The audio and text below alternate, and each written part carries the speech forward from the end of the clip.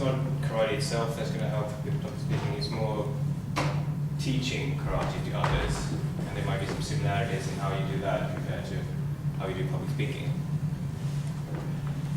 I trained as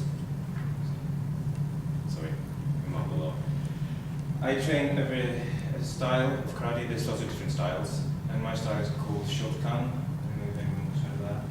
It's basically the most worldwide karate style because it's kind of fits our Westerners, kind of big and bulky, not as agile as Asian people. No offense or anything. Focuses a lot on self-control, as I think all karate things we do. So basically, I can just go like that, and I know just how far to go without actually hitting him or hurting him. I can that's what's.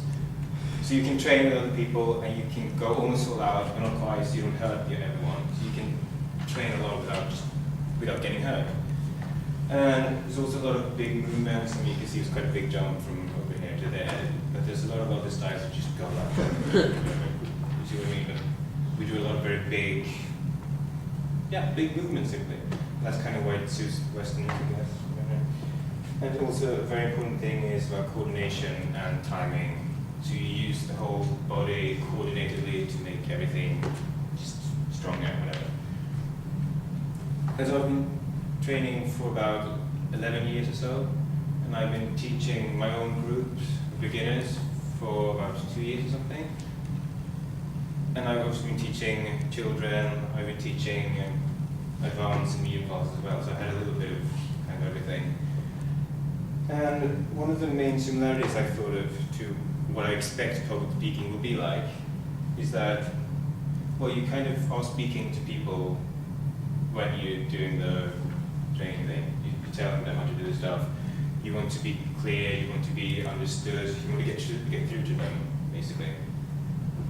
And also, if I draw to the thing, our guest speaker from last time was talking about, I don't know if you remember, but he was talking about that you want to influence the audience, right?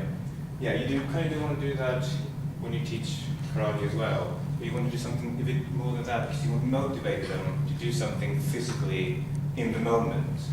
Okay? Does that make sense?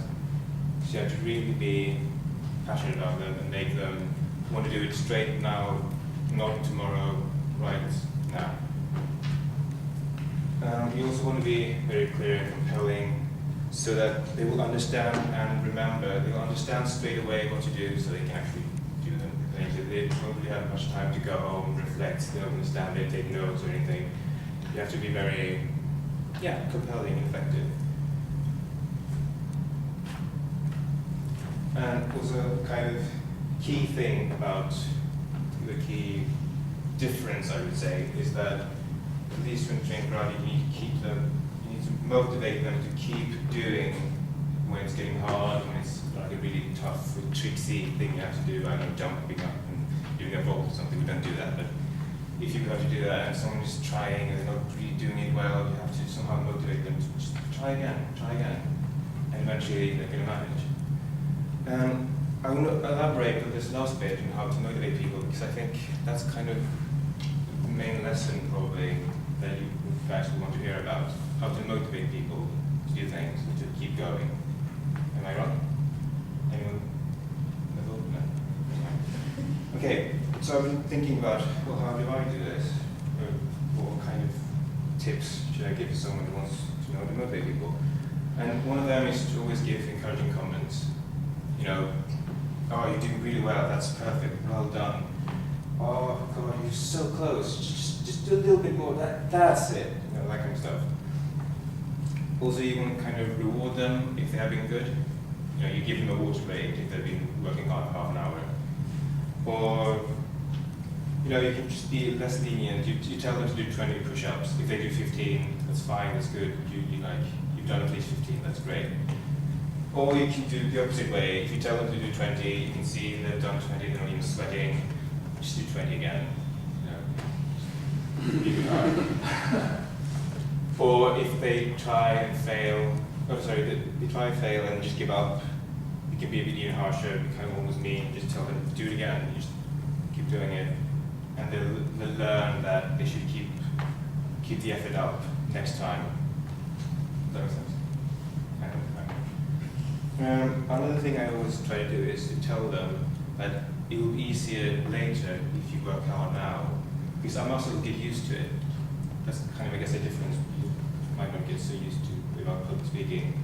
Maybe, sorry, okay, my mind going. Because the muscles, you know, they get used to doing a certain movement. If you do it 10 times, next time you do the same kind of precise movement without really thinking about it. And also, yeah, that's a big thing. Another thing is always to make it very fun and inspiring to do the exercise, you know. And one way to do this is kind of just smile when you're telling them, you know. If you tell them, just do 20 push-ups, and like, okay, let's do 20 push-ups, everybody. You see what I mean? It's kind of a bit different.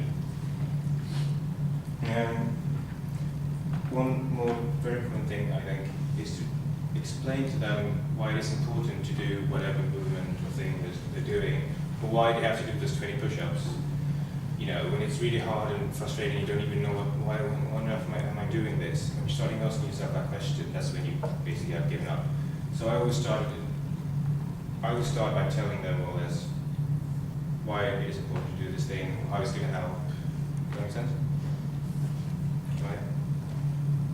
I just mentioned I've seen a lot of other trainees, colleagues, if I could call them, and they fail to do this, and I just feel like, well, they're not even getting it. Please just explain to them why should they even bother. I just, you know, it's a very unpedagogical thing not to do it. Okay. Another thing you can do is to set a physical target for them. You tell them to do 20 push-ups instead of just do push-ups until I am getting tired of watching you do push-ups. Right? You give them a central goal so they can work for it, and you want to be realistic. You can't tell them to do 100 push-ups for a beginner, for instance, or whatever, because they're not going to manage, and then they will feel like they've failed. And the next thing they're going to try, they're just going to think they have it in their heads, I can't do this is too hard. So that's not a good thing. And the really, really key thing is do the exercises together with them. Okay? Same reason, like in ancient battles and everything, you fight, the soldiers fight so much better when the leader is with them in the front and just charging at the enemy, because they're feeling like, yes, that's our guy, he's kicking their butts. You know? Not quite the same thing with this, but you know, because you show them that it's possible to do this. It's not just something insane. I'm just not just say this, just telling them to do all this heavy shit. Sorry. It's actually possible to do that. And also, if I do the same thing as they do, and they can tell that I'm not putting in, it's not really that much of a deal for me, it's not much effort, they're going to understand what I've been saying before, that it will be easier later if you work hard now. Does that make sense? And also, finally, it just really builds up trust with me as a leader or something if I do it together with them. So it will be easier later times, because I know a lot of times I have a cold or something, but I decide to come anyway and instruct them, and whatever they're doing, what I ask them to do, just 10, 20 push-ups. I tell them I'm not going to do it because I have a cold, and they're going to understand because they know that I would have done it with them if I hadn't had a cold. Okay? So they're going to trust me. You know what I'm trying to say. Okay? And yeah, the final thing I was going to talk about is really planning. Planning speech or planning the training. And to be fair, I have barely planned any of the training sessions in my life. Honestly, so many times I just have to jump in as a reserve or something because the trainer couldn't make it, so I have to do something. And, well, usually I just tell them, okay, you can warm up for 10 minutes and I'll think of something. Really. And to be fair, even if those times I do plan thing, I just plan like half of the training. Then in the end, I'll just draw on whatever the training before has been about. I just elaborate on that. Because usually you can tell they're not really getting this part. I'll focus more on that. That leaves more time later to do whatever needs to be done. Or sometimes I just ask my trainees, what do you want to do now? Because I give them a chance to interact and have a feeling like they actually affect what the training is giving to them. Does that make sense? So they feel like they get more out of it. And to be fair, I didn't even plan half the speech. You know, I tried to do the same thing. So I don't know how much time you have. Yeah, one thought I could do is just pick up a few people on the stage as you can go. Just volunteers. I need about 3 people on one side, 3 people on the other side, and we're just going to practice some punches. I'll just show kind of how I go about teaching. Don't come at me. I'm not going to punch you. You're not going to be punched. Just please, some people come up. You're just going to stand in the air in front of the audience, whatever. So, okay. Yeah. As many as possible. I'm not really good. The more the better. Yeah, that would be dangerous. Kind of, yeah, okay. Okay, perfect. Let's see. Yeah, I'll just stand here. You can 3 people on this side, kind of angled in, and then 3 people angled. So you can all kind of see me. I can all kind of see all of you. Right. Okay, so we start. The thing about Shurkan is we always have one hand out, the other hand on the hip. So one hand is doing a punch or block or whatever, the other hand is just resting. It sounds kind of gay, but it makes sense. I love it. No, seriously. Then the thing is, what we do is that when we switch punch with the other hand, the hand goes out, it does the punch, and the other one goes back. Does that make any sense? It's like, you know, Newton's law of opposite action and reaction thing, whatever. If you pull this thing back, the thing going out is just going to be so much faster instead of just meh, meh. It's kind of hard to show it, and you guys will. Right. Okay, so we just start. Left hand out, right hand on the hip. The fleshy bit in towards the hip and palm upwards, closing the fist. Fist close first, 4 fingers, and the thumb. Okay, the thumb can't be like that, because if you punch something like that, you break your thumb. Because all the energy is going to go there. Oh, how do you not break your thumb if it's like that? Yeah, you do that. No, I'm curious.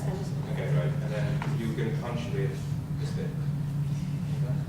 How's that? Yeah, because if you do that, then you... Oh, I see. Yeah. That makes sense. Okay, so, yeah, Actually, that's yes. bad on the Right, okay. So when you do the punch, you want to go tight, as close to the body as possible. You don't want to go like, around so it just takes time, maybe it's going to be much weaker. Okay? So tight to your body, but also tight to tighten up. Straight forward, basically in line with the belly, not too much to the left or the right, just in the center. And hit with the 2 knuckles in the middle, right? And then your hand will be on there, whatever. Then we just try 1. Yeah. 2. 3.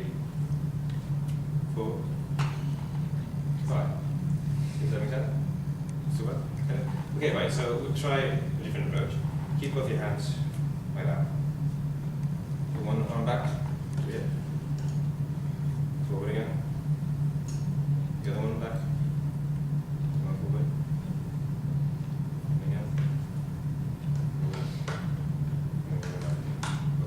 It's kind of the same thing we do when we punch, it's just that one hand starts here, the other one starts there. So we both go to the same place, it's not punching like that. I'm not saying any one of you did, but you want to avoid that, okay? I'm saying. So again, left hand, try a little bit faster. 1, 2, 3, 4, 5, that's good. 6, 7, 8, 9, 10. Oh, I just come over again. I can see why. Because I get confused, like coordination. Oh, yeah, it is a bit tricky, I guess, the first time. Anyone else? Sorry? Oh, we got it. Okay, good.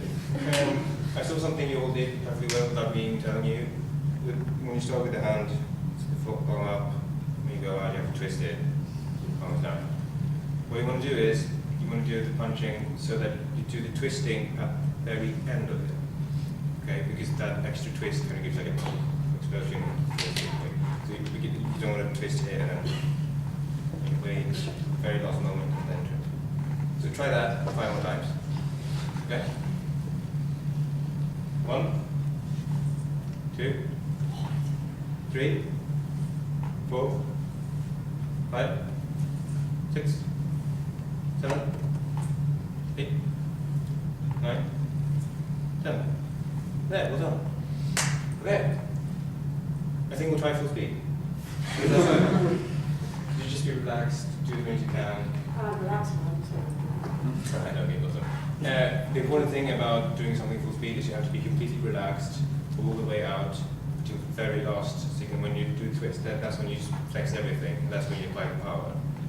Because if you flex it all the time, it's going to be really hard to do something. But if you're just relaxed, it goes quick. And the power thing is in the end, it's not going to be, the punch is not going to be harder because it's just flexing all the way from over here. It just means you're going to miss because it's too slow. Does that make sense? We'll try. Okay, I'll count. Left hand up. 1, 2, 3, 4, 5, 6, 7, 8, 9, 10. Okay, awesome. Anything else? Really good. Okay, yeah. I think that's it. Okay? Yeah.